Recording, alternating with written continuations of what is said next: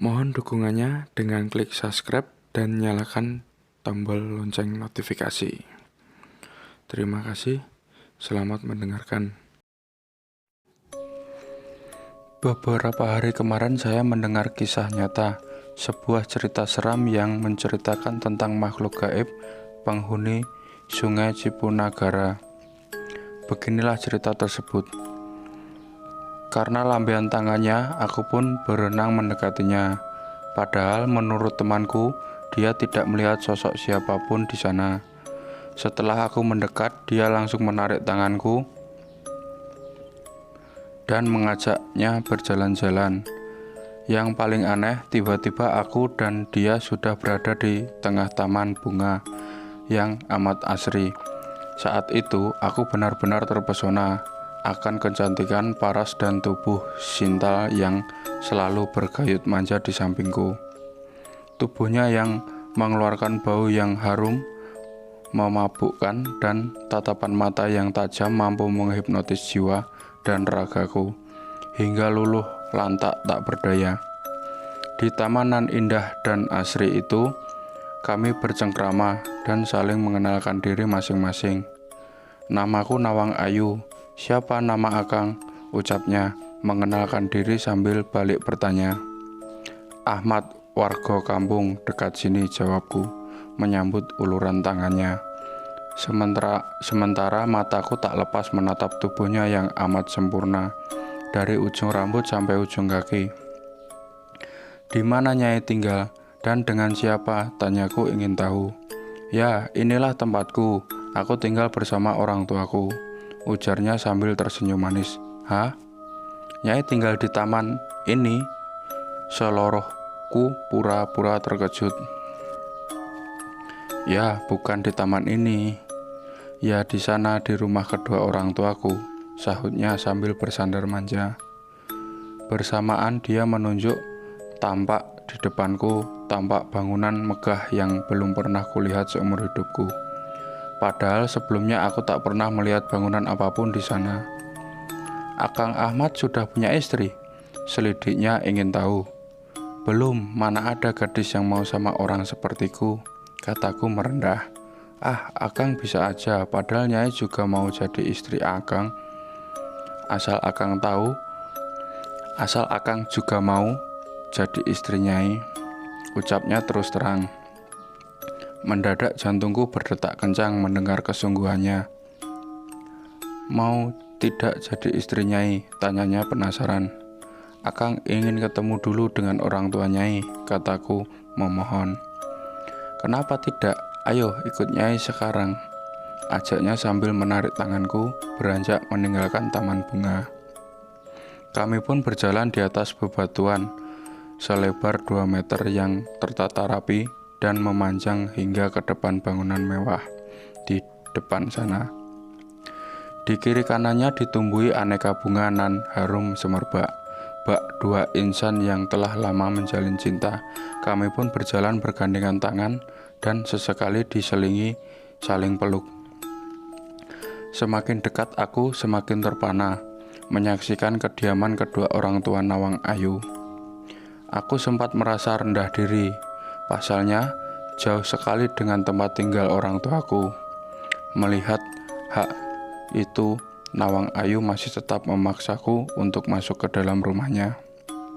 Di seberang meja, tampak duduk seorang laki-laki dan wanita parubaya yang berwajah anggun penuh wibawa. Kang Ahmad ini, bapak dan ibuku, ujar Nawang Ayu mengenalkan kedua orang tuanya. Sambil tertunduk lesu dan rasa malu yang teramat sangat, aku hanya bisa menganggukkan dan dengan keluh menyebut namaku.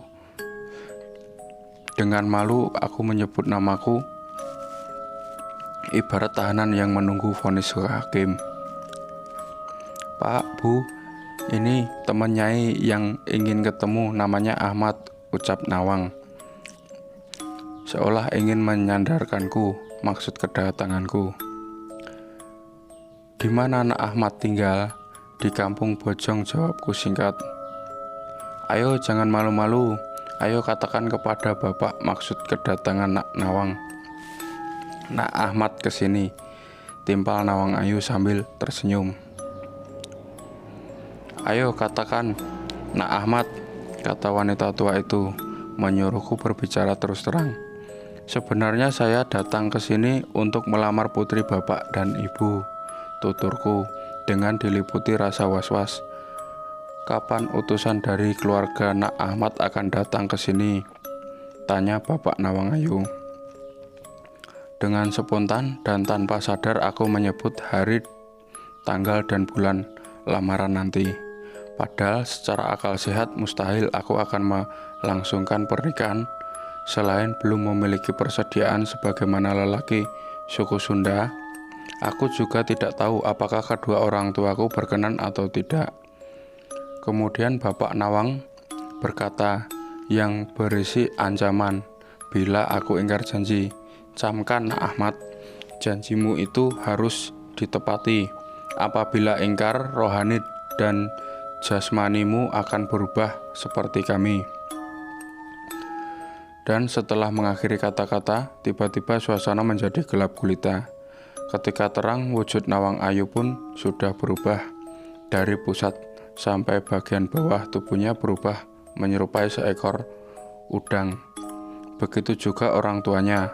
Setelah aku melihat wujud mereka yang sebenarnya, perlahan tubuhku melesat terbang ke atas dan tiba-tiba aku sudah berada di permukaan sungai Cipunagara. Dengan perlahan aku berusaha berenang menepi dan aku ditemukan oleh warga yang memang sejak semalam mencariku. Aku bertanya apa yang sebenarnya terjadi. Kata temanku yang mandi bersamaku, "Saat aku mandi di sungai, aku tenggelam dan hilang di sungai. Dan saat dicari oleh warga, mereka tidak berhasil menemukanku. Mereka bingung karena mustahil ada yang bisa bertahan dan hidup di dalam air semalaman." Setelah itu aku dibawa pulang warga. Setibanya di rumah, aku menceritakan semua kejadian yang aku alami kepada keluargaku. Rupanya orang tuaku mempercayai dan menanggapinya dengan serius. Aku pun dibawa ke seorang paranormal di Indramayu yang dianggap bisa mengobati. Hasilnya, untuk sementara aku harus menetap di musola sampai batas waktu yang aku janjikan akan menikahi putri siluman itu. Bila siang aku tidur dan malamnya aku berjaga, ditemani beberapa orang yang terus mengaji, melantunkan ayat-ayat Al-Quran sepanjang malam, dan baru berhenti saat subuh tiba. Begitulah hari-hari yang kulalui sampai waktu yang kujanjikan lewat. Dan benar, setelah aku kembali dan beberapa hari tinggal di rumah, tiba-tiba ada wanita cantik yang misterius yang sedang mencariku di rumah. Dan saat aku dipertemukan oleh ayahku dengan wanita itu, tiba-tiba wanita itu menggelengkan kepala dan mengatakan bukan diriku yang sedang dia cari. Dan cerita pun berakhir.